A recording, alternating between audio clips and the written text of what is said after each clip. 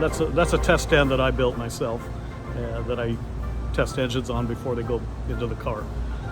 So we set the carburetors up, set the balance on the carburetors, set the timing, set the dwell, the points, and get it all warmed up.